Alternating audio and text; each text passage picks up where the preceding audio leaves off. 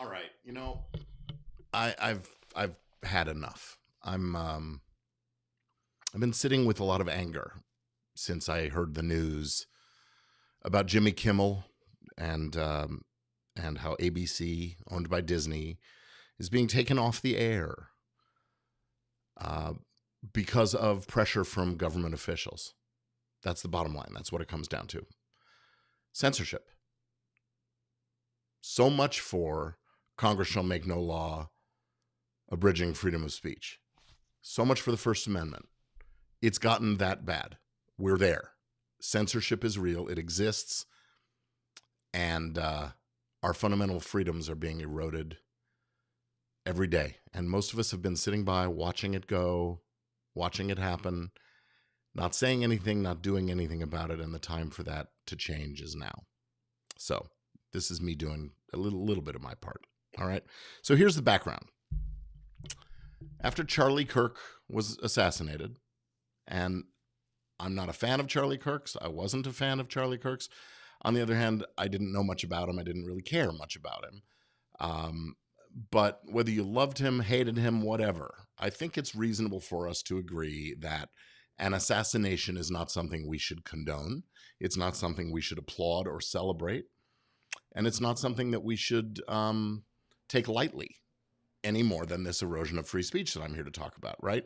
Well, Jimmy Kimmel, in the wake of that assassination, went on television and he actually condemned the killing. He extended his thoughts and wishes and sort of apologies to the Kirk family for their loss and for this horrible tragedy that's befallen them, and for the horrible act that was committed. But then the other night, he went on his show, as comedians do with these kinds of late night shows, and he made fun of the president. And he made fun of the president's reaction or response, I guess, to a question about how he's holding up in the wake of Charlie Kirk's murder. He did not celebrate the murder. He did not make fun of the murder. He made fun of the president of the United States, the thinnest skinned president we've ever had. And presidents are supposed to have a thick skin about that, about this kind of thing. It's why our First Amendment laws operate the way they do. And we require that public officials aren't able to just sue anybody for defamation anytime. You have a thick skin. You also have a public forum that's much more accessible to you than most. And so you don't get to sue unless there's an actual malice, a false statement or something, right? We hold this pretty sacrosanct until recently. All right. Well, President Thinskin doesn't like Jimmy Kimmel. He's made it clear he doesn't like Jimmy Kimmel. He doesn't like anybody who makes fun of him. He doesn't seem to mind being called a fascist. He doesn't seem to mind being called a dictator wannabe, but he seems to mind having fun poked at him. And hi, Diane. He seems to be just looking to take out the opposition, however the opposition is found. And you know what? Politics, all's fair in politics, I guess you could say. But you know what? This is media. This is a First Amendment issue. We have freedom of speech. We're supposed to have freedom of speech in this country. And what happened was one of Trump's cronies, Carr, right? Is that his name? FCC chairman Brendan Carr, handpicked by Trump, threatened to pull ABC's broadcast licenses if it didn't fire or take action against Kimmel. And shame on Disney and shame on ABC. ABC owns Disney. Shame on them for succumbing to that kind of pressure and threat. What they should have done is had their lawyers go after and get an injunction right away, restraining the FCC from taking any action against licenses, without proper hearings and those kinds of things. All right. So Carr goes on to threaten ABC and its corporate parent, Disney, and they took action against Kimmel. They suspended the show indefinitely. Note that they did not fire him. I presume, I don't know this to be the exact case, but I presume that Kimmel is under a term contract with ABC and to do the show for a period of time. And rather than firing him, which would then make him free to go elsewhere and do a show and talk whatever he wants about whatever he wants to with any context he wants. No, he's still under that contract, but they've suspended the show. So they've basically taken away his right to speak by restricting him from performing for anybody else. Now, it remains to be seen how long this is going to last and whether he'll be back or whatever else. But you know what? It's censorship. It's censorship nonetheless when a government official who takes an oath to protect and uphold the Constitution of the United States overtly goes to a media company and says, you don't take action against this guy on your air who spoke out and said something we don't like, we're going to make it hard for you. We're going to take action against you. That reprisal and retaliation threat, that is exactly what the First Amendment was made to prevent. In the days of the constitutional framers, of course, it was about newspapers and free speech in public fora and things like that. But you know what? This is censorship. This is exactly what the First Amendment is supposed to be preventing. Carr, the FCC chairman, even went on a right-wing podcast and said, we can do this the easy way or we can do this the hard way. If that's not threatening language, I don't quite know what is. Now, both Carr and Trump have whined about government censorship, complained about it in the past when it affected them. But now, when they're the ones who don't like the speech that's being put out there, they're pretty quick to jump in and threaten and get those people taken off the air. It happened to Stephen Colbert. And shame on Paramount for its succumbing to pressure when the merger was in the works. And again, the government was threatening to get in the way of an important merger for the parent company there. So they take down and they settled the lawsuits over 60 Minutes. And, again, shame on them for not standing up for what's right. Shame on them for kowtowing to their fat cat corporate stockholders and whatever else when they have a responsibility as trustees of public airwaves, of frequency spectrum in the public airwaves. It's even more important that they step up and take responsibility for doing what's right for the American public, even at the expense of their shareholders. I know that's hard, but honestly, doing what's right isn't going to be at the expense of the shareholders. It will, in the long run, it will benefit them. That's my take on this. All right. So it's worth noting that last year, Carr complained, we have been living through a surge in censorship, and added, anytime you have an increase in government control, you necessarily have a decrease in free speech because free speech is the counterweight. Free speech is the check on government control. And then he picks up the phone and threatens the presidents, the heads of Disney and ABC. If that's not government control, I don't know what is. So these hypocrites in Washington, talking out of both sides of their mouths when it benefits them, when it serves them. Trump vowed in his inaugural address this past January to immediately stop all government censorship and bring free speech back to America. Mr. Trump, did you mean it when you said it, or were you lying like you often do? Mr. Trump, if you mean what you say, and you stood by and you meant it when you took that oath to uphold the Constitution, fire Carr and reverse this. Make this go away. This is not right. Now, I'm not saying that speech is free without consequences. If someone says something that violates the law, absolutely, hold them accountable for that. But that's about holding them accountable for what they say when it's illegal. There was nothing illegal in what Jimmy Kimmel said. Kimmel did not celebrate Charlie Kirk's death. Hi, Jeffrey. Actually, the thing is, they didn't fire Kimmel. They suspended him. And that means that he can't go anywhere else. he's still under contract with ABC. So whether there's a non-compete or not, he's exclusive to ABC and can't take the show anywhere else. Right? So apparently there was a meeting an hour ago with the team and so on, and maybe they're going to get him to make an apology and go back on the air. Who knows what? I hope he doesn't apologize. I hope he stands firm in his convictions. And I hope that, frankly, ABC and Disney find their backbones on this kind of thing. It's ridiculous. It's ridiculous. Frankly, it's ridiculous that the government is wading into things over a fucking joke. Bottom line here is we have a president who can't take a joke. We have Republicans who can't take a joke. And honestly, the president brought it on himself with the way he responded or didn't respond to a question about Charlie Kirk.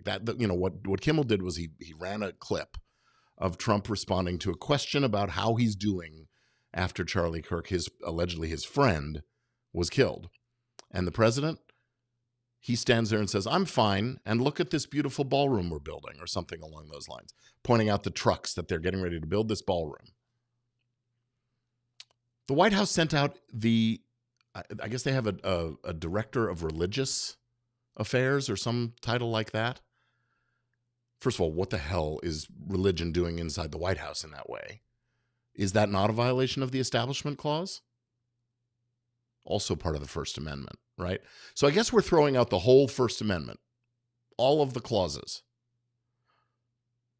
The Establishment Clause, the Free Exercise Clause, the free speech, the free press, and the right to peaceably assemble. We've already seen that going out the window with the way protests have been treated in this country, with the way Alex Padilla was treated when he went to speak, when he stood up and wanted to say something to the head of ICE when she was speaking here in Los Angeles. We've lost our freedoms. Our fundamental rights are no longer in jeopardy. They're gone. If we don't do something about it now, they're going to be gone forever.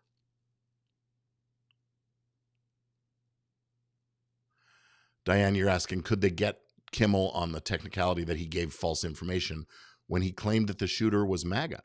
No, he didn't. Well, he said that he's the same as them. What he was doing was calling out, and frankly, the shooter if the shooter wasn't being on trial for murder, he might have a basis for some kind of a defamation claim if it's genuinely false, right?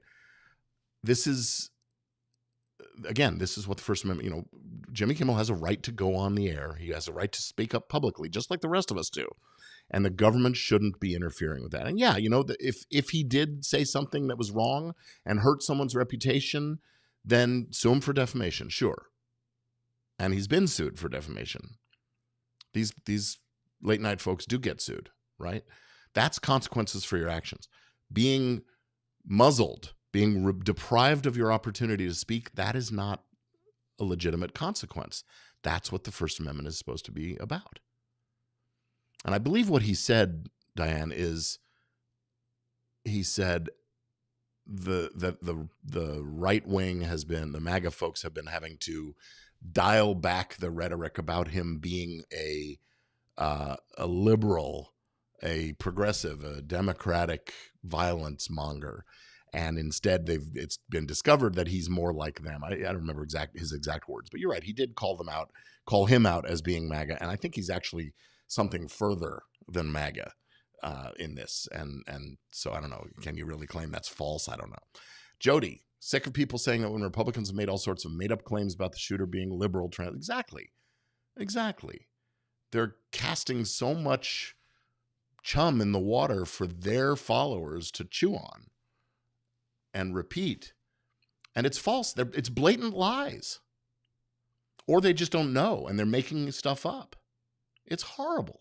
The state of censorship in America, the state, no, he said he was further right, I think, than MAGA or something like that. I did watch the clip and I don't remember his exact words, but go out and find the clip. It's there for you. And see for yourself what was said. And ask yourself, is that a celebration of Charlie Kirk's murder? No, I don't think it is. Is that a validation or a condoning of the murder? No. In fact, he went on his air and expressed heartfelt condolences on behalf of himself and his family. And you know what? When the president goes up and fumbles over responding to a simple question, then he's open to that kind of criticism, to being made fun of for that. This is the same man who, during his first campaign, made fun of a disabled man by making crass gestures and vocalizations that were meant to belittle and mock this disabled person. This is the same president who comes up with cutesy little nasty nicknames for his opponents. And you know what? We need folks like Kimmel, folks like Colbert, folks like Rachel Maddow, folks out there to call out the hypocrisy, to call out the nonsense, to call out the BS by making fun of, in the case of comedians, making fun of MAGA and Trump.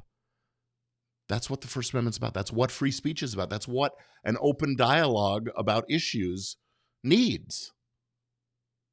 So I don't know what else to say. I don't know what else to do. And you know what, Diane, I hear you. Yeah, you say you heard someone say something about Kimmel spreading false information. Well, you know what? It is also a part of free speech, the right to spread false information. If it doesn't cause anybody any actual harm, then it's just false information. The solution to that isn't take them off the air. It isn't to muzzle them. It's to correct them, make more speech. The solution to speech we don't like is counter speech. And nowadays, everybody has an opportunity. I'm sure someone will make a video criticizing this video, criticizing me for making this video. I actually had a friend of mine a few months ago ask me, isn't my political posting hurtful to my business? And my response to him, and this is a friend I value immensely. I really care about this. He's a person I love. He's like family to me. And he and I don't agree on politics. And my answer to him was, it may hurt my business. But the fact of it is, there are plenty of folks out there who agree with my point of view, who share my perspective. And if I can persuade one of the others, one of the ones who doesn't, then that's what I need to do. That's part of what speaking out is about. Totally agree with you there, Jody. Yeah. I tried to put it in the broadcast, but it doesn't seem to be showing up. I don't know what's going on there. Anyway. Oh, here we go. I don't know. Anyway, yeah, who exactly is the king of false information again? That's what Jody was asking. Totally right. So I guess all I'm saying here is, if you care about your fundamental rights, you know, it's free speech today. And by the way, MAGA folks out there, by the way, Mr. Trump and Mr. Carr and Mr. Anybody else who's out there who is happy that Kimmel was taken off the air. Your turn's coming, because if we're gonna throw out the First Amendment now, well, when the next administration comes in, maybe you say something they don't like, and it's your turn to get muzzled. And those folks that own broadcast stations that leveraged their collective strength as ABC affiliates to twist the arms of the folks over at Disney and ABC, guess what? Someday it'll be you. Someday your licenses will be threatened because of something that you carried on your air. If we don't put a stop to this kind of thing now, it's just going to get worse and worse. We're declining into fascism and dictatorship. And it's time that we all stood up and said something about it. What do you think? I'd like to know. Share it in the comments, whether you're live or not. What can we do as ordinary citizens to make our voices heard, to express our disapproval, to try to undo some of this wrong that's being done to us? And you know what? It's not just the First Amendment. I know the folks out there who support the Make America Great Again theory love the idea of their guns. They want to protect their guns at all costs. That's the Second Amendment. Well, it's also part of the Constitution. But you know what? If the First Amendment can go this easily and this quickly, so can the Second. So can your right to bear arms. So far, it hasn't, because your folks in Congress have been pretty strong about that. And honestly, Democrats in Congress have spoken pretty strongly about that. There are plenty of Democrats that really firmly believe in the validity and the importance of the Second Amendment. It's a shame that there aren't Republicans in Congress that care about the First Amendment to that extent. They talk about it, they make lip service to it. But when it really comes down to it, do you hear anybody from the right side of the aisle over there complaining that this was wrong? This takedown of Kimmel was wrong? I haven't seen any. It's possible they're out there. Let's amplify them if they are. This is how fascism takes hold, right? They create events, or they take advantage of events to claim we need stronger laws. We need to protect this. We need to take these people out of, take them off the air, get them off their stump. This is partly a problem of concentrated corporate ownership of media, right? But we've never seen media caving in like this before. So far, we've seen cancellation of Colbert, settlements of these preposterous lawsuits that Trump has brought against broadcasters, other giant corporations, big universities, blue chip firms. Everybody is so worried about their bottom line that they're forgetting about their freedoms. They're forgetting about the country itself that made that bottom line possible for them in the first place. It's short-sighted, it's narrow-minded, and it's stupid. It's stupid. We cannot cave in to this kind of stuff. I've been reading stuff from Public Citizen. I've been supporting Public Citizen. Yeah, they're left-wing. Okay. I believe this is important. I think of myself as the liberal side of the middle. The middle has been moving further and further right, so I'm further and further left of the line, I guess. But you know what? It's time. It's time for us to speak up. It's time for us to step up and do something about this. I really do want to know. I want ideas. What can I do? What can you do? What can we all do? Make these videos, sure. And, a few dozen to a few hundred to a few thousand people might see them, sure. Go to protests and make our voices known and be on the TV news or something, if they even cover it, right? The reality here is government intimidation by Brendan Carr pressured Disney, as did this company in Texas, Nexstar. I think it's Texas. Nexstar, which owns 33 ABC affiliate stations. By the way, there used to be laws against owning that many television stations. Those went away in the Reagan administration, I think, or in Republican administration since. They are seeking approval for a merger from the FCC. So Carr speaks up. Nexstar gets in the mix also. Tells their parent company, hey, you got to do this, otherwise we're going to get screwed. We're going to miss out on this merger or whatever. That kind of government pressure has no place in business of any kind. And I submit to you that it's not just the free speech stuff. It's not the press. It's not just religion and peaceable assembly. It's all of our fundamental rights are on the line. Our right to counsel if we're arrested. Our right to freedom of from unlawful search and seizure. All of the Bill of Rights. All of the Constitution. It's horrifying. It's horrifying. Josh is here, a media friend. I'm not going to read your whole thing, Josh, but keep getting asked how to complain about Kimmel. The best way, if you have a Sinclair or a Nexstar station in your area, watch the local newscast tonight, sometime this week. Note who's buying ads on those stations. Call them up and let them know that you're going to boycott them until they quit supporting those media companies. Hit them in the pocketbook. Right now, they're there to serve their shareholders' corporate interests, right? Money. Hit them in the pocketbook and they'll start to change. Yeah, this guy says, I worked in TV for 45 years. Nothing you do will have a greater impact. It's much more effective than canceling your subscription to Disney or Hulu or whatever. Calling that local Jeep dealership or supermarket chain or whatever who's buying ads on the local station, that's going to have an impact. That advertiser doesn't need the grief. He'll find another place to put his advertising money.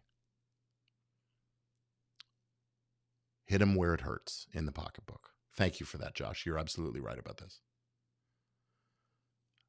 I feel like boycotts only work when a big percentage of the public does it.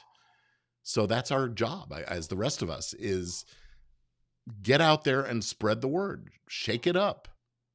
Get people to boycott. It's so easy. It's so convenient to just sort of go with the flow and, oh, there's nothing I can do. And every one of us who says that, it's true. No one of us can do anything. But if we all do it, now it's hundreds, millions of us doing it. A boycott, a protest, vocal speech, outrage, all this stuff. That's how you remedy these bad situations. So that's part of it, because the corporate interests, right? ABC and Disney and Nexstar and Sinclair. But what do we do about the government? We got 3.5 more years to wait, or 3 more years to wait until we can vote these guys out. If we even get a chance to vote. I'm not so sure that's a given. Based on the president's rhetoric before and after he's been in office, and his willingness to bend the rules, break the rules, violate the Constitution. I can see him saying, what are they going to do? Throw me out of here? And then we've got a real constitutional crisis on our hands. Who's going to do it? The military? The courts? Don't get me started on the courts. Nobody seems to have any backbone anymore about these issues. And it's horrifying. It's upsetting. Hey, thanks if you're still watching with me. I'm glad you're here. Jody, you're right. It should go to federal court. It's a question of who has standing to bring it to federal court. You know, I mean, Disney and ABC could have gone right down to the courthouse and asked for an injunction, a restraining order, another impeachment. Well, you know, without a majority in Congress, that's never going to happen. Maybe after the midterm elections, again, if the elections happen and if they're certified and all that, then maybe we'll have enough of a majority to hold another impeachment. Even then, impeach the president. I could see him defying an impeachment, refusing to participate in the proceedings, claiming it's a fraud and a sham, going to the Supreme Court, and and asking for relief. I mean, it could be years before this all gets dialed out. Sharon says, how come Fox News host Brian Kilmeade can say that mentally ill homeless people should be executed and doesn't lose his job? Because he's on Fox. Fox is a cable network. It's not a terrestrial television station operation much, and there are a few stations, but it's harder to boycott. Well, it's harder to to put pressure on them because they don't have a broadcast license in jeopardy. They don't have lots of licenses in jeopardy. But I mean, I guess they could lose some licensing and they could be in the crosshairs, and the fact of it is his statement is expression of a matter of an opinion. Well, opinion is supposed to be protected under First Amendment principles.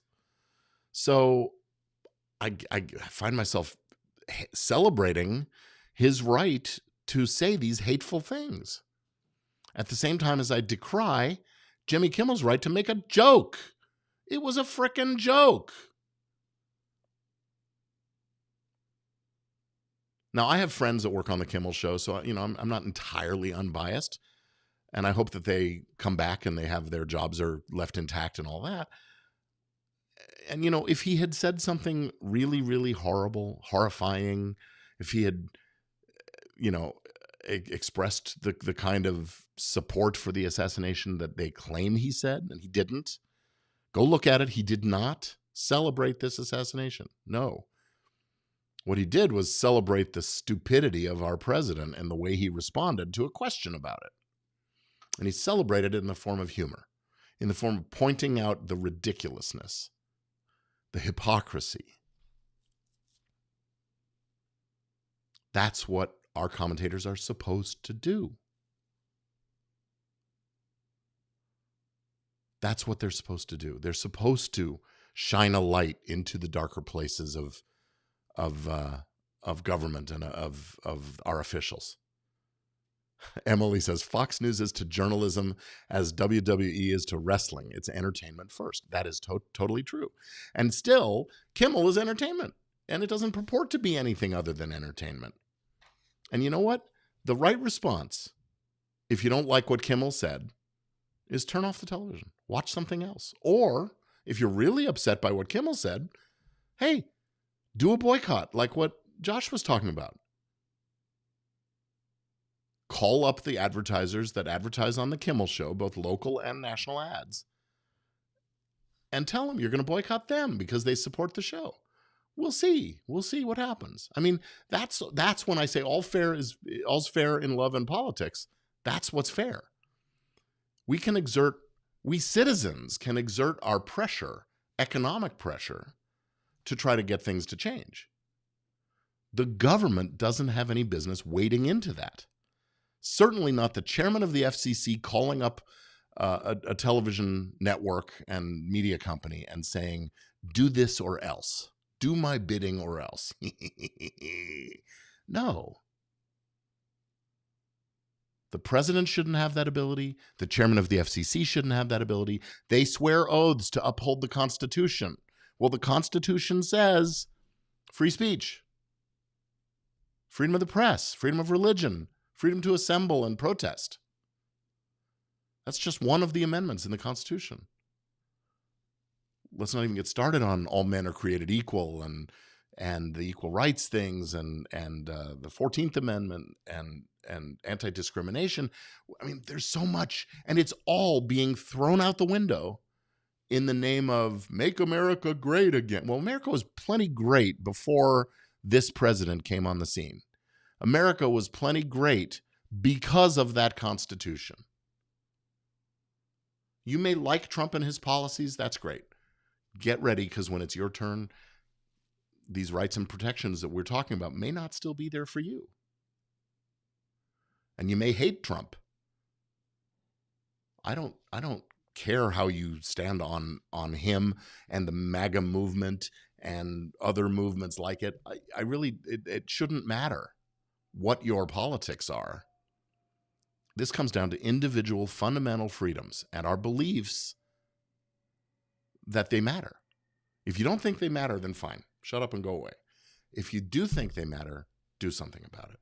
Go out and protest. Speak up. Make your own video like this one.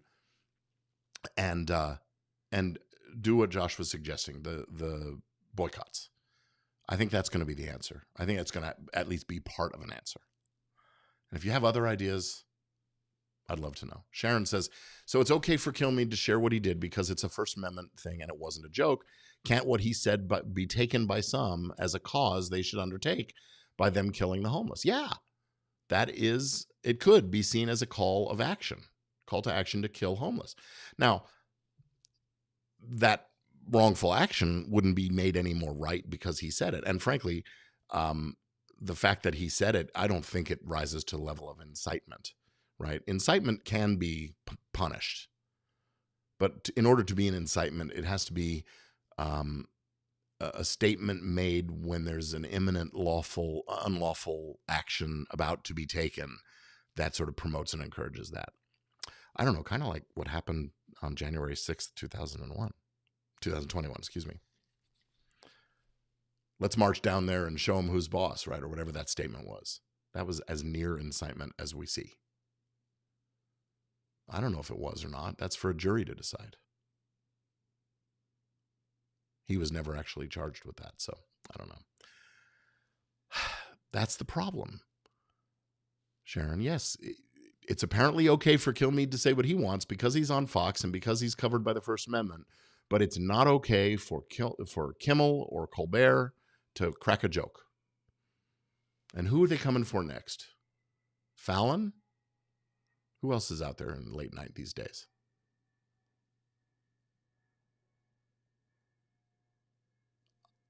I hope you can tell I'm angry. I'm upset I'm frustrated. And part of me wants to just leave and tell this country to go suck it. And part of me feels like, no, we have an obligation. We have an obligation to stay and fight and speak out and support the people who are speaking out also. And you know what? If you look at a map of how the voting breaks down and the way the Electoral College works and all of that, it isn't that a majority of Americans feel one way in favor of all these policies and support MAGA. It's a majority of, what is it, a majority of states, I guess, a majority of electoral votes, right? So the folks in those rural states, poorly populated, small populations, I'll say, that have sort of, I won't say an unfair advantage, but they have a kind of equality in their voting in the Electoral College that emboldens that party. But if you look to a real majority of Americans, you know, look, the vast majority of Americans live on the coasts in the blue states. Maybe not a vast majority. Maybe it's a fairly close majority, but it's still a majority. And if you took just a popular vote census measurement of opinion, and there are lots of opinion polls out there. I don't think they're doing a fantastic job. But if you took that, if you ask everybody in America their opinion, I'm betting they would be against this kind of censorship. Trump said that Fallon and Myers should be next and encouraged NBC to take action. So he goes on his Truth Social, censorship free. He can say anything he wants there. And he calls for more television hosts, more media folks to be next for these kinds of hits. I want to see someone stand up to this. I want to see NBC stand up. I want to see ABC, CBS, NBC, MSNBC, all of them. They need to stand up. It's gone far enough. It's gone too far. Let's be really honest. It's gone too far. And I'm repeating myself over and over again. I don't know what else to say. If you're angry, speak up. Say something. Make a video. Make a podcast episode. Write an article, an op-ed. Write a blog post, something. And share it in your social media accounts. And send it to your congresspeople, your senators and your representatives. Whether you live in a red state or a blue state, whether your representatives are Republicans or Democrats, they need to hear from us. And if you agree with what's going on, they should hear from you too. That's part of what this is all about, free speech. This is about democracy and the republic. I think our republic is in jeopardy right now. If we allow these things to really continue, I don't know how much long this country will be recognizable for what it once was. So speak up. Tell your congressman. Tell your senators. Tell your senators how you feel about this. Tell them it's time to put an end to this BS. Patrick is asking what to say or not to say in a podcast. Patrick, thank you. That's a great question. Tell the truth. Tell your truth. Do not tell lies. Do not make falsehoods, even though others are doing it out there. Stick to what you know to be true or can verify as true. If you can't verify it from a couple of sources, a couple of credible sources, not just another social media account, then maybe don't say it. You're allowed to express your opinion. Whether your opinion is entirely accurate or not, again, don't go too much into facts behind the opinion. Just say, hey, I think this. This is what I believe. This is how I feel. Those are protected speech statements. Again, assuming we still have some remnants of the First Amendment in place to protect us, that's good. You can speak more openly about public figures and public officials because they have an extra hurdle to climb or to make it over if they decide to sue somebody for libel, defamation, slander, you know. So they have to prove that you knew or should have known it was wrong, it was false, and that it caused them actual harm, right? So you can speak up, speak your mind, speak your opinion, and be vocal. It's okay. Now, you want to really stir people up and stir up trouble, call them out by name and single out and point out their hypocrisy or their ridiculousness. Yeah. Barbara, thank you for this. You said, whenever I have called my state or federal reps, the folks who answer the phones have all thanked me for calling and said they need more people to call them. Usually it only takes a couple of minutes to do. Look up your representatives. Reach out and call them. Now, Barbara, you and I, we live nearby each other, and we live in a blue state, a somewhat purple or maybe even red island within our blue state. But nevertheless, our House of Representatives and our senators are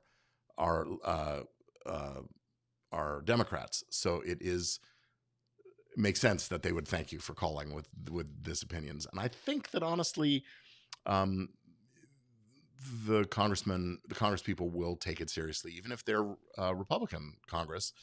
If you call them up and express your point of view, they need to hear it, right? Now, it's possible that they'll just ignore anything that doesn't track with their worldview. I suppose that's possible. And that's when it's time to vote them out of office next time they're up. Aaron. Thank you, Aaron. It angers me to see the freedoms I fought for in the military get eroded away. I plan to attend the next protest in my area. Thank you, Aaron. And thank you for your service. I think that's a wonderful start. It's a good start. But I think we need to be vocal every day, not just when there's a protest. I think we need to be visible every day, not just when there's a protest. I think we need to boycott. Make our protests mean something economically to the companies and the businesses that are supporting this kind of crap. So please, I encourage you to attend the protest. And it's great to be angry, but let's make that anger known. And let's do what we can to make sure that our voices are heard. Miss Jill, thank you for referring to me as a public figure. You ask, as a public figure, do you find yourself holding back from sharing some opinions publicly on video? I sort of answered this earlier. First of all, I don't think I am actually a public figure in that I only have a few thousand subscribers and I only get a few views on most of my videos and things like that. But I'll take it, and if I was sued, I would definitely claim that I'm a public figure, and that I would use that to my advantage. If I wanted to sue somebody, I don't know that I would be effective at doing so, because maybe I am a public figure. In any event, let's not get too bogged down in that. Do I find myself holding back from sharing opinions? As a business person, I do find myself biting my tongue. Today was sort of a last straw. This stuff with Jimmy Kimmel just finally got me to the point where I feel like I have to speak out. I've held my tongue a lot. And I do that because I know that some of my clients, some of my constituency out there, my audience disagrees with what I have to say. And I also acknowledge that I may be wrong. I may not be as well informed about things. So my opinions may not be as well backed up. And so I tend to keep it to myself unless I'm pretty sure about something. I tend to keep it to myself unless I'm very angry about something. But I think I'm not going to be doing so as much. I had this friend who asked me, "Doesn't it hurt your business?" And my response to him was, "Yes, it might hurt my business, but I know there's plenty of folks out there who will support me also because they agree with my point of view." And as much as that continues the division, the divisiveness in our society, our country, I'm not going to just shut up because I'm worried about what people will think of me. Frankly, I'm more worried about what people will think of me if I don't speak my mind. That's part of what got me here talking today. So thank you for that question. And thank you for thinking of me as a public figure. I'm probably a limited purpose, semi-public figure. So now I got to go look up the definition. I haven't thought about that distinction since law school. So I'm going to have to go back. Thank you for the research project. Barbara says also, yes, that's true. But more specifically, when you're calling about a specific bill, they've told me they need to hear from us so they know if there's large support or no support for whatever they're trying to do. Yeah. And they have also said whether you support or oppose an action, all calls are tallied and itemized and presented for the representative or senator. I believe that. I just don't believe that necessarily all the representatives and senators give a rat's ass. And that's maybe me just being very cynical. So Miss Jill says, in the ECAM fam, I am a public figure. Well, thank you. I'm grateful for that. I appreciate it. I'm just looking at the timer. Most of my videos are fairly short. I've gone on almost 46 minutes here on this. And, I can keep going. If you guys want to share more thoughts and ideas and questions, let's do it. I'm game.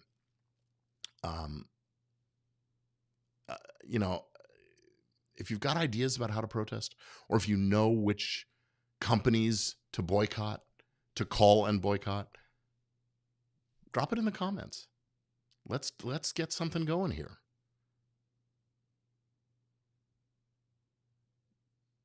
All I have to say at this point is that the time has come for all of us to speak our mind and to be visible about it. Keeping quiet hasn't worked. It's only been 8 months. This guy's been in office. 7 months, right? 8 months. Yeah, he was inaugurated in late January. And the erosion of our institutions, of our rights and freedoms, and of the things that have made America such a wonderful place, a place to be celebrated for its laws and its rule of law, the adherence to the rule of law. That's what has made America great. So I submit to you that he's not making it great again. He's making it fascist for the first time. He's making America awful. They are making America awful. The president shouldn't have unfettered power, and he's angling for it. Every single day, we see that he's aiming for it. Fascist movements always try to take over the press, the media. Suspending Kimmel's show plays right into their hands. ABC, Disney, shame on you. It's not a question of nuance here. This was wrong. This was flat out wrong. Not just about Jimmy Kimmel, but it could have been anybody. Could have been a right-wing commentator who made a joke and got taken down. It's wrong. It's just plain wrong. These are companies that have the resources to stand up to Trump, to stand up to Carr, to stand up to the FCC, to fight the battles, to take it to court, and that's what they should be doing. That's what they should be doing. Patrick says, maybe there's a kind of collective action a group of podcasters can take. Well, how about we all devote an episode to talking about our points of view on this? And I will celebrate folks who have a different point of view than mine. If you make a podcast episode expressing why this was the right thing, I will say more power to you. I think it was Patrick Henry who said something along the lines of, I don't remember what the quote, I've got to look it up now.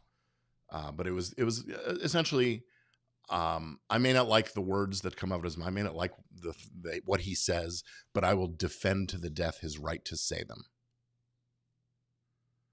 That's the America I grew up in. That's the America I became a lawyer in. That's the basis for the laws that I learned in law school to support and to uphold, and that I'm here as a lawyer for creators to protect your rights to say things even if I don't agree with them. You want to talk about make America great? Get behind that principle. Yes, Barbara, Project 2025 has had a stated goal of taking over the media. And the Christian nationalists that ascribe to the Seven Mountains ideology, that's their plan too. Yeah, absolutely.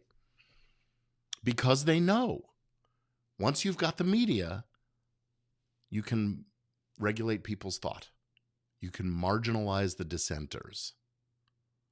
If there's nobody out there saying publicly in a big way the contrary point of view, eventually it gets quieter and quieter. It disappears into the shadows and the crevices until people get so frustrated that they call for revolution.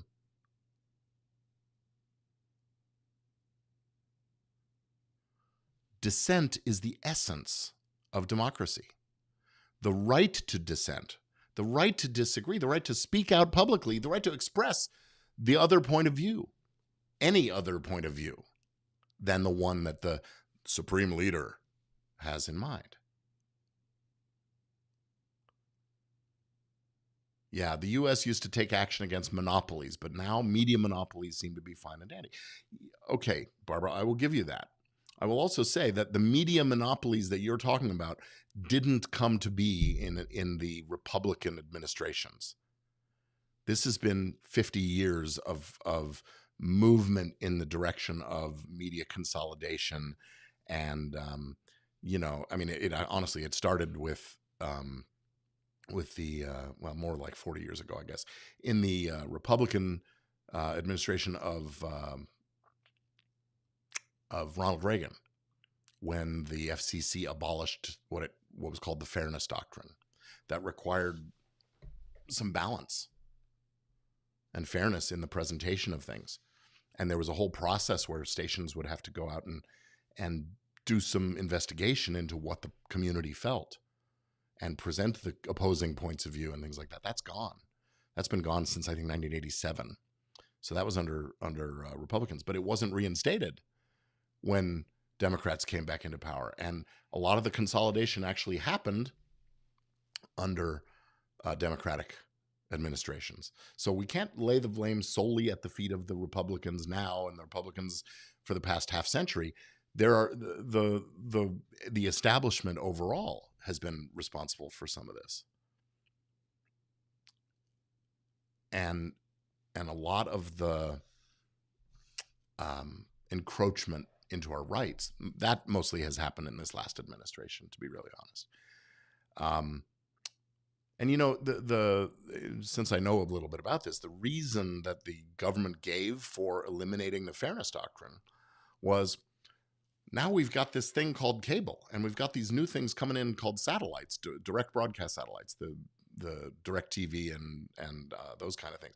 And that's going to make available so many hundreds of channels that everybody who wants to will be able to find something that resonates for them. And there will be something for everyone. And everyone will have a voice. Well, the truth is, no, not everybody had a voice. And no, not everybody finds something, because what happens? In pursuit of the almighty dollar, they all sort of race to the bottom. And what we saw with Fox and the way the Fox network and the other, and all the news networks, to be honest, they went to their base. And they kept gravitating more and more to their base until folks in the middle were kind of faced with a Hobson's choice of which one do I listen to? And then they fall into the habit of listening to one more than the other. And pretty soon they're persuaded. That's the problem with control of the media. And when the government or the agents of government are also in control of the media, it's even worse. And those other voices get quieter and quieter. They're subdued, they're suppressed, they're sent into the shadows. And then pretty soon we don't have a democracy anymore. I think we're perilously close to that point. We're on a slippery slide downhill toward it. Maybe it's 5 years from now, maybe it's 10, maybe it's 40 years from now, but it's going to happen if we don't do something, if we don't make some changes, if we don't speak up and do our thing with boycotts and protests and more speech railing against this kind of thing. And by the way, for you YouTubers out there, you think you're safe. I've got YouTube. I can always say my piece. Not so sure. What happens when some government agency comes looking at Google, Alphabet, YouTube, whatever you want to call them, and starts saying, well, look, we're going to make things hard for you if you don't crack down on those folks that are saying things we don't like? Is it possible that channels will get deleted? You bet it is. Then where are you going to go? Don't think your platform is insulated from this. Podcasters, maybe we've got the best chance as podcasters because it's not one single one single point of contact, right? Anybody with the wherewithal to build a server could make a podcast, really, right? If you can serve audio, you can do it. And there's lots of companies out there that are doing audio podcast hosting. And I know many of the people in these companies, and I will say that they are some of the most upstanding people of integrity that I know. And I hope, I would love, actually, here's a call to action for you podcasters out there. Ask your podcast hosting company to make a public statement and express its public policy about censorship and about what's allowed to be hosted there, and when and under what circumstances they might take action to deplatform somebody from their hosting. There are some things they sort of have to, I mean, look, and frankly, they are private businesses, so they are free to do that if they want. I know some of them have chosen not to carry messages from certain neo-Nazi organizations, for example. And if they detect that there's, messaging about child pornography or child abuse and endangerment, maybe they'll take down those episodes and things like that. And that's their prerogative. They don't have to do it by law, at least not yet. So let's ask our podcast hosting services to make a public statement about this. I think we as podcasters, that's where we could express a little leverage. The podcasting community isn't going to back down. We want to preserve our right to say what we want to say. Do you support us? That's the question. Do you support us, or are you more concerned about your bottom line? I think supporting us will actually enhance the bottom line. I think any of these companies that don't step up and make a statement, I think then it's time to boycott them. Hey, you're not for free speech. I'm not for you. I'll go that way. I have, on this note, a friend. I will call him a friend. A man who was the founder of the company behind Blueberry podcasting hosting, Todd Cochran. He was a friend. He passed away last week. Oh, last week or the week before. Anyway, he just passed away recently. And it's tragic to see him go. He and I sat down many, many times in bars at various podcasting industry conferences and things, and we talked. And it was very clear that we were not on the same page politically. I don't know whether MAGA was his thing or whatever, but I know that he was a Republican and much more conservative in his approach than my somewhat progressive liberal approach. And yet I had nothing but respect for the man. And I know that he stands or stood for freedom of speech. So I'd like to hear from the folks at Blueberry who survive him a statement, maybe even in his honor. I'm not going to hold you to that. I'd love to hear from those folks at Blueberry and at Libsyn and Captivate and Evergreen and all of the podcast. I'm going to leave them out. So all the podcast hosting companies.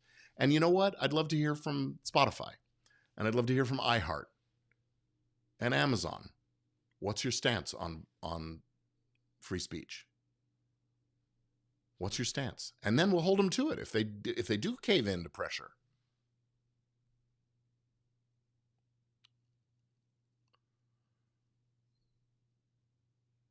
All right, Clay, I see you here.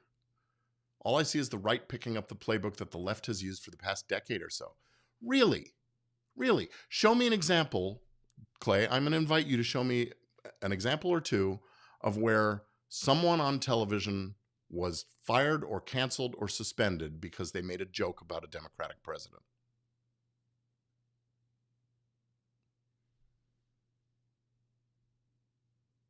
Jill asks, what recommendations do I have for content creators starting to use their platforms to speak up? Afraid to have their channel taken down, what backup plans do they have? Well, keep copies of your content, of course. And ask them for a public statement about that's what I was saying. Get a public statement about their policies on this kind of stuff. Clay asks, wonder if I was supporting Joe Rogan when they tried to deplatform him, or at first they came for the conservatives and I cheered, but wait. Clay, I don't believe you. I don't accept that they came for the conservatives. You still got your gun rights? That's where they were going to come for the conservatives. They were going to come and take away your guns, weren't they? That never happened. Was I supporting Joe Rogan? I supported Joe Rogan's right to say what he wanted to say. Absolutely. When they tried to deplatform him, no, I didn't. Who tried to deplatform him? Who's the they in this equation? Spotify didn't take him off. A bunch of people came out and said, we don't like what Joe's saying. That's free speech. That's what I'm talking about. And some of them even boycotted Spotify. And more power to him. I wish it had been stronger. I didn't like what he was saying. I don't agree with Rogan. I admire the man for his the degree of fame he's managed to achieve and the way he comports himself and the fact that he's doing this. But no, more power to him. Say what you want to say. And if I don't like it, I either won't listen or I will boycott your advertisers and I'll speak up about it. That's what free speech is. Clay says, first business is business. Was he profitable? Was who profitable? Kimmel? Well, I don't know whether the late night shows are genuinely profitable for the networks or not. Do they sell advertising? Sure. Now, if it was costing more to keep him on the air than it was benefiting them in the revenue generated, then sure, that's a business decision. But the timing is awfully suspect. And in this case, it was clearly succumbing to pressure from government forces, government censorship.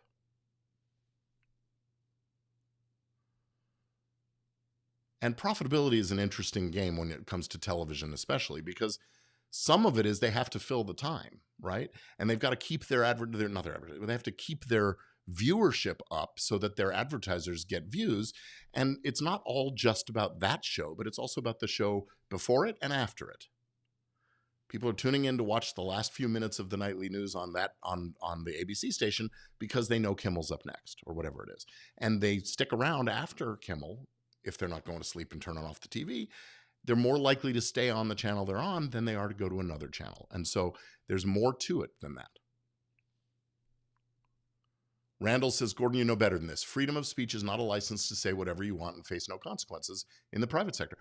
You know what, Randall? I did not say that it was a right to face no consequences.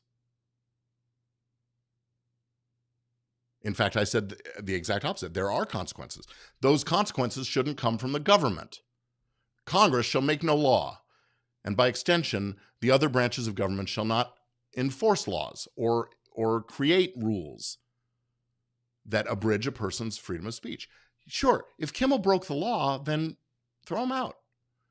Hold him accountable. He didn't break the law. He made a fucking joke. No one has been trying to erode anyone's rights. I know better. When the FCC chairman calls up the heads of NBC and Disney, ABC and Disney, and says, we are going to get in your way. We are going to take your licenses away, your broadcast licenses away, if you don't do something about this Kimmel guy. That is eroding our rights, all of our rights. It's not Jimmy Kimmel's right to free speech. It's ABC and Disney's rights to free speech, to put on their air what they think is right. And you know what? Business is business, Clay, and business is business, Randall. If the consuming public doesn't like it, they can turn away or they can boycott. That's what they can do. Government shouldn't be getting in there and telling the broadcasters what to carry on their air and who to support and who not to support. That's censorship. That is erosion of our rights. Just the same as it would be if government came in and said, you can no longer buy a handgun. And to give your employer an excuse to fire you when you're losing them money, not smart. He didn't give them an excuse to fire him, and they didn't fire him. They're still paying him. He's suspended, not fired. That's a whole gambit to keep him off of other air. And that, I'm sure, was a calculated decision.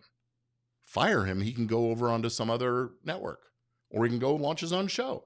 As long as he's under an exclusive term contract, he's stuck. Can't go anywhere, can't do anything. Oh, Clay, thank you for bringing up Ben Shapiro. Look at him today. He agrees that government shouldn't be involved here. Thank you. I agree too. I don't often agree with much that Ben Shapiro has to say, but in this instance, I'll give him that. I like it. I've seen him. I've not spoken with him personally, but I've been in the same room with the man, and I abhor a lot of his approach to things, and I don't like his confrontational style. But you know what? He's a smart guy. Don't shut people up. Make more speech. Say more about it. Engage in the debate, in the conversation. That's what I'm trying to do here. Kimmel did not celebrate Charlie Kirk's death. He did quite the opposite. What he did was mock the president of the United States. And if anybody should have a thick skin, it's somebody who rises to the level of being able to be the president of the United States. If anybody should be able to take a joke, it's the president of the United States. So, Clay, you talk about the left canceling everyone. Yeah, there was a lot of movement from progressives, the left, as you like to characterize them. There was a lot of folks in that community that took to the streets, essentially, got vocal about canceling people. And to my knowledge, none of the big media companies really bowed to that, really succumbed to that. I mean, there may have been some situations where some host on a conservative channel was reprimanded or scolded or encouraged to not be so controversial, who knows what. But I don't think that they were actually deplatformed, taken off of the air because of the left's protests, right? And frankly, I don't think that ABC and NBC would have taken Kimmel off the air if it was just members of the public, MAGA members or Republicans or right wing, whatever you want to call them. I don't think they would have deplatformed him in that situation either. And yes, I know that the president was deplatformed off of Twitter and Facebook because of his statements. And frankly, it was, at least allegedly, because he was lying. He was making false information out there, putting it out there. And you know what? Okay, I'll give you that. Private companies have a right to do what they want when somebody violates their terms of service. To my understanding, Kimmel did not do anything that violated any rules at ABC or any television network. In fact, he did exactly what his job was. He was hired to do political satire, to make fun, and to tell jokes. Randall says, I'm making extreme assumptions. Elaborate on that, Randall. I want to know what you mean by extreme. My assumptions are extreme. You say I'm wrong on this one. Okay, you're entitled to your opinion. I'm entitled to mine. In my opinion, the president of the United States, the chairman of the FCC, has no business calling a media company and saying, take him off the air or else. Is that the assumption? Okay, J.K. Rowling, attacked heavily. Yeah, attacked. By whom? By government? Did her publisher stop carrying her books because someone in the government reached out and said, hey, cut it out? We don't like her? Dave Chappelle, intense backlash from the public, not from the government. Yeah, his comedy specials, trans jokes. Yeah, when the public speaks out and says, hey, ABC, we don't like that, stop it, then they have business. That's our right as individuals. That's our free speech. And you know what? If Brendan Carr had, as a matter of free speech, just come out and said, I don't like what ABC was doing, I think they should take him off the air, and then didn't make any threat of using his weight as a government agent, as a government official, that would have been fine. The president can go hold a press conference and say, that Jimmy Kimmel, what an ass. He's so wrong about this. It's not fair. He's not right. That's terrible. Kevin Hart lost his Oscars hosting gig. Again, private enterprise making a decision based on protests from members of the public, not the government. Roseanne Barr, same thing. Sorry, Clay, I don't see an example where the government stepped in to get somebody fired from the other direction. Gina Carano, yeah, fired from The Mandalorian. Guess what? She pissed off the wrong people. None of them were government people. She made media posts. Those are the consequences of her actions, absolutely. And if people didn't like Kimmel's statements, if people at Disney or the public didn't like it and they spoke up to Disney and Disney agreed with them and ABC agreed with them, then sure, reprimand him, fire him. But once a government official gets involved, that's where I have to say, that's the line. You stepped over it. James Gunn, briefly fired from directing Guardians of the Galaxy 3. after old tweets. Yeah, that one's wrong. I agree. People do change. People's opinions do evolve. People do grow. And so holding someone responsible for something they said 20, 30 years ago, I don't think that's fair. If they still abide by those principles, then maybe it is. I don't know. Nick Cannon lost work after anti-Semitic comments. Later, again, reconciled. Okay, so he was given an opportunity to come back. And again, he made anti-Semitic comments. People spoke up and notified the people that were employing him. We don't like him. Don't hire him. Don't employ him. Whatever. That's a boycott. That's what I'm calling for here is boycott the companies that support ABC and Disney by sponsoring and advertising on their shows because they succumb to this pressure from the government. They, of anybody out there, they're the ones best equipped to stand up and say, no, that's censorship, that's wrong, let's go to court and talk about it in front of a judge. Tucker Carlson, again, advertiser boycotts, campaigns from progressives, not government. And in fact, I don't think maybe I'm wrong, Clay, but maybe if you can show me a situation where any member of the government, maybe it's a Democratic congressman or senator or some government official, reached out to Fox and said, there will be consequences for you from us if you don't take action. That's government censorship. That's not okay. And I don't think it happened with the left side. Joe Rogan calls for deplatforming over COVID misinformation and past language use. Yeah, calls for deplatforming. He wasn't deplatformed. The government didn't step in and make it happen. Megyn Kelly, same thing. Yeah, she made some remarks that were unsavory and, maybe she deserved to be fired, lose her show. Absolutely. I'm not saying that taking away somebody's show isn't a legitimate consequence for what they've said or done. Doing it because you were succumbing to pressure from the government is cowardly and weak-willed. And I would say the same thing if it was someone else. All because he made a joke at the expense of the president that, yes, it invoked Charlie Kirk's name because it was a joke about the president's response to being asked how he felt after Charlie Kirk's death.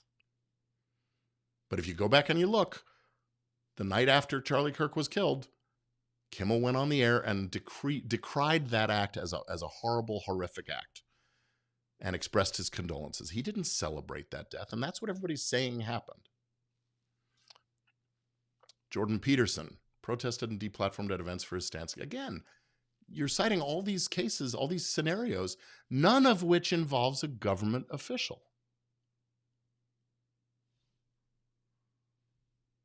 Forced out of Evergreen State College, it's a state college. Maybe it is a public institution. After objecting to a day of absence race-based protest. Okay, I don't know much about that one with Jordan Peters, with Brett Weinstein and Heather Haying. I'm going to have to look into that one, Clay. I'll give you the possibility that's, although I don't think that a college official is what we would consider a public official in this regard. Maybe as regards college activities. So maybe there's something there. Charles Murray repeatedly shouted down or banned. Guess what?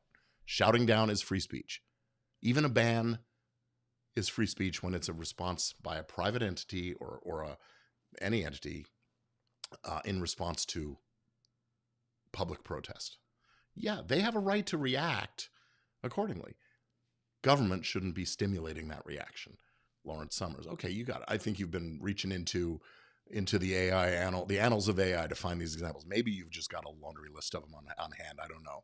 But thank you for that, Clay. It's given me an opportunity to refute what you're saying. It's not government censorship that led to any of those. It's private censorship. Guess what? That's speech too. If I didn't want to read any of your comments on my video here, I would have been a hypocrite, but I could have done that. I could have just said, no, that doesn't agree with my point of view. I'm not sharing that. That's private censorship, if you even call it censorship. It's private curation, we'll call it, okay, to be generous to me. Anyway, but the point is that's my prerogative as a citizen. It's my right of speech to decide what I will and won't include in the messaging I put out there. Thank you, Tom, who says you're 100% correct, Gordon. And the one on all you free speech for me, not for these people need to address. Donald Trump banned you. I talked about that already, Clay. And you know what? I don't say free speech for me, not for you. It's Trump and Carr who say that. They came out and said it In his inaugural address in January, Trump vowed to, quote, immediately stop all government censorship and bring back free speech to America, close quote. And then a hand-picked member of his, hand-picked chairman of his Federal Communications Commission calls up the leaders at ABC and Disney to threaten broadcast licenses of their affiliates if they don't take action against Kimmel. Free speech for who? Free speech for me, but not for you. That's what they're saying. And I know you could pull that clip and make it sound like that's what I'm saying. No, free speech is for everybody. Free speech is about the dialogue. It's about the discussion. It's about the conversation, the right to have this. And Tom is right. This is something all Americans should agree on. Thank you, Tom. Randall, he made a statement about half the population that was false in regards to an alleged killer. What half the population? What was the statement? Be specific, Randall, because I watched the clip. The statement wasn't about half the population. It was about a bunch of people claiming that the killer was a liberal, that he was an agent of the Democratic left wing. That was not the case. That was a false statement itself. He didn't say that he was a Republican or a MAGA. He said he might have been, or starting to look like it, or something. Maybe I'm misinterpreting that a little bit. I'll give you that. But no, he didn't make a statement that was false about half the population. What half the population? And I challenge your assertion that the Republican Party is half the population.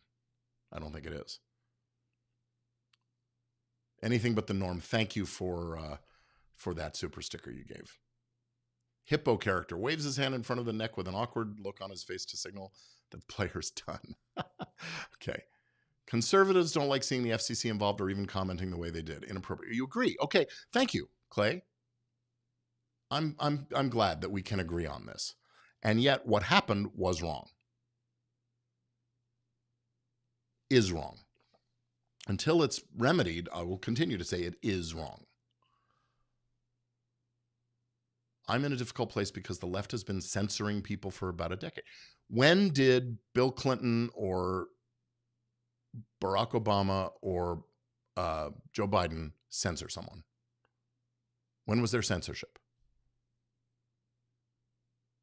I don't accept it. Government censorship. Yeah, sure.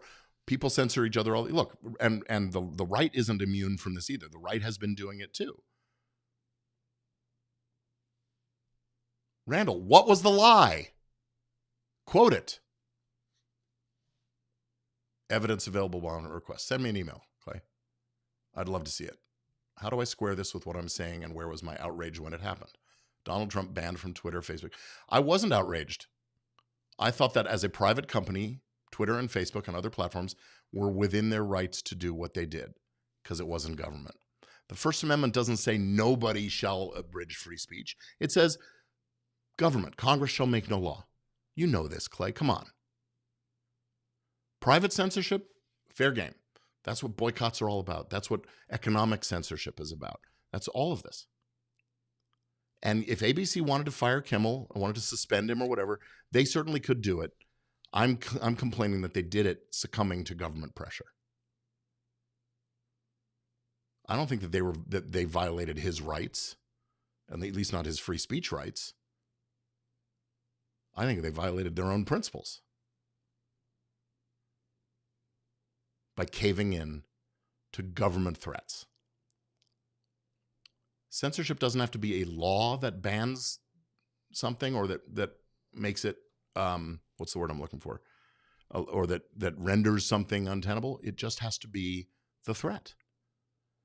It's improper for government agents who have taken an oath to uphold the Constitution to then go and threaten somebody like a broadcast network or a broadcast station with suspending or pulling their license over words that were said on the air.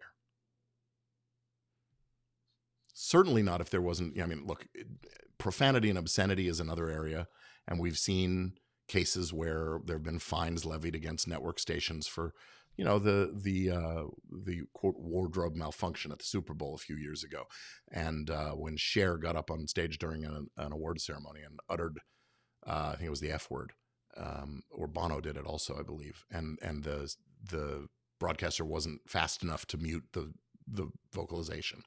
Yeah, there are penalties and fines. That's consequences for the actions. Doesn't mean you take away their right to do the broadcast again. Doesn't mean you say we can never have Cher on the TV again, or Bono or whoever. But that's what the government agents did in this case. When the FCC chair calls up and says, take action against him or else, that's a prior restraint. And that's illegal, unconstitutional, if we care about the Constitution anymore. So that's where we are. Yes, the FCC license granted to broadcasters over the airwaves absolutely has the power to do that when it violates the agreement. No. There's no agreement. Go read Red Lion. Go read the cases. The FCC license, yes, it's a public entrustment of the airwaves to that broadcast licensee for a period of time. And when the government then says, but we don't like what you're carrying on your air, even though it doesn't violate any laws or rules, so take it down. So take him off the air or else. No, that's censorship, Randall. I'm not wrong about this. This is the very definition of censorship. If the late night format and the hosts employed there were making money, they wouldn't have this problem. And if fired, there would be opportunities for them like there was for Tucker. You know what? You may be right about the profitability end of the equation. What part of what troubles me here is that Kimmel wasn't fired. He was suspended, and he's still under an exclusive contract. So not only is he off their air, he is prevented from going anywhere else with his message, at least for the duration of that term, unless they put him back up or whatever. The problem is they're not profitable, and what happens to normal people when you lose your employer millions, unfortunately happened to them. No, they didn't fire him because he's not profitable. They didn't suspend him because he's not profitable. They suspended him because Brendan Carr called him up and told them to.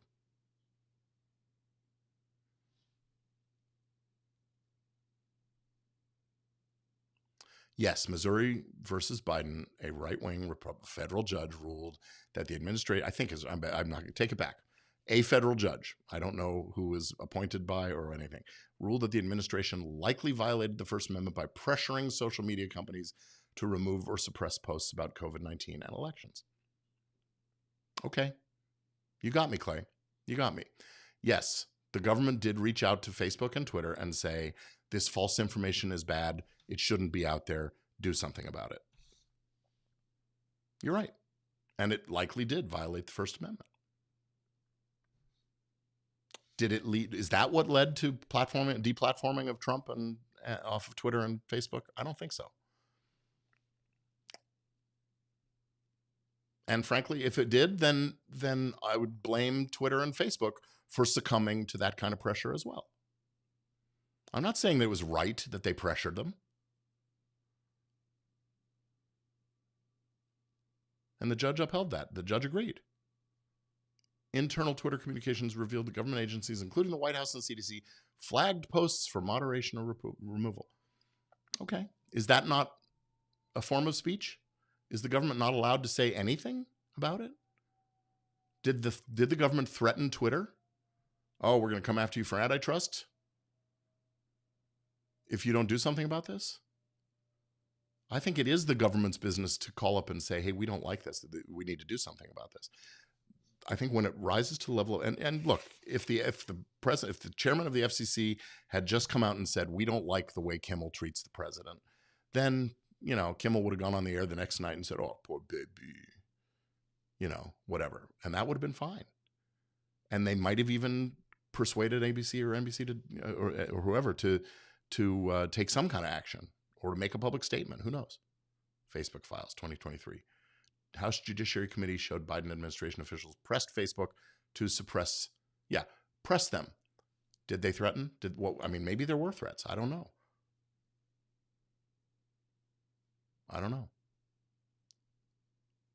Biden administration officials pressed Facebook to suppress. Yeah.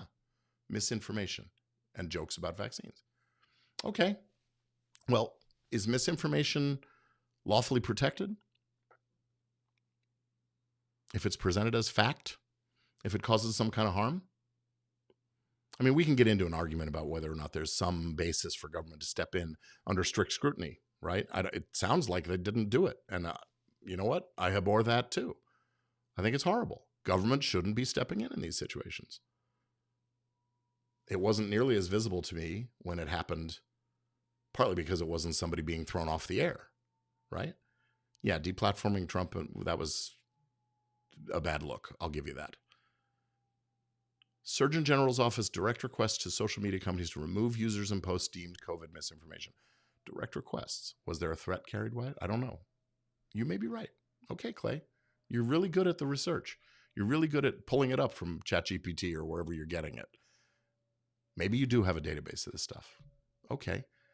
And you can feel free to continue. I'm not going to continue because I'm running out of steam here. Tom says the FCC could fine Kimmel the way they did Stern if they believe he violated FCC regulations. That didn't happen here. This is clear government overreach to threaten a broadcaster, and a weak broadcaster bowing to the narrative that the administration wants to propagate. That's it. That's exactly right. Barbara. Hi, Barbara. Nice to see you. First Amendment is the most important right we can have next to freedom to practice any religion or to not practice religion. That's right. And that brings me to another question. Why does the White House have a faith director? One of the people who came out and made false statements about what Kimmel said and did was the White House faith director. Go figure.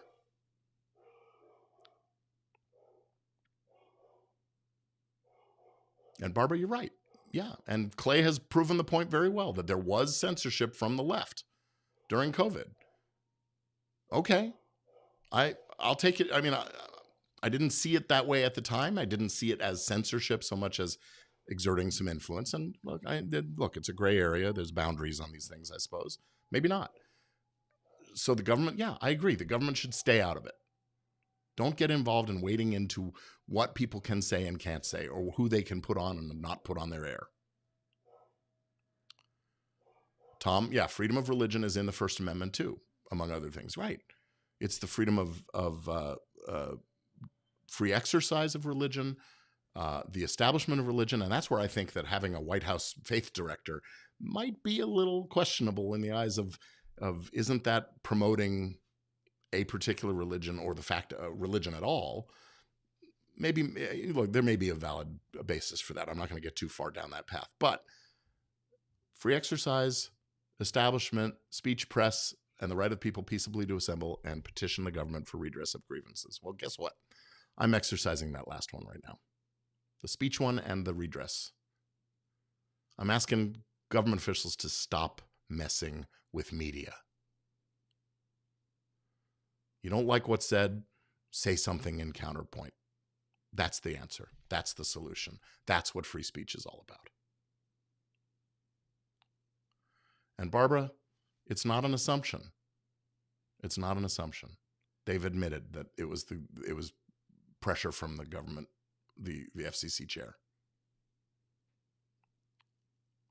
Hi, Christian. Thank you for your support. He says I'm 100% on point, Gordon. Clay, yeah, exclusivity. That's the hard thing here. That's where benefit of the doubt. If in fact a government official called up Disney and said, "We want you to fire Kimmel," that's one thing. If they went further and they said, "Better yet, don't fire him, suspend him so he can't go mouthing off anywhere else," now it's really censorship. It's even worse censorship.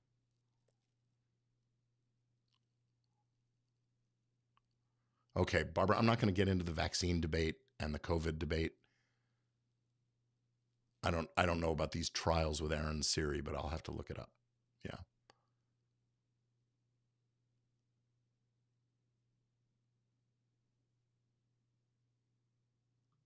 The FCC released a statement today looking at the facts.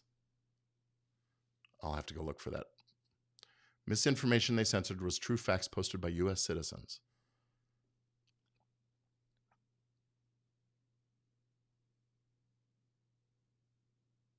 All right, Clay. Hey, thank you. Good talking to you, too. I appreciate what you do as well.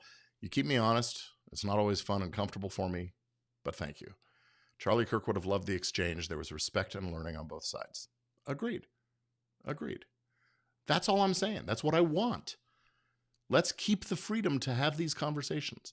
And let's keep the freedom for a comedian to tell jokes about anything they want to within boundaries. Look, let's not talk about raping little girls, and let's not talk about, jokes about, horribly racist acts and things like that.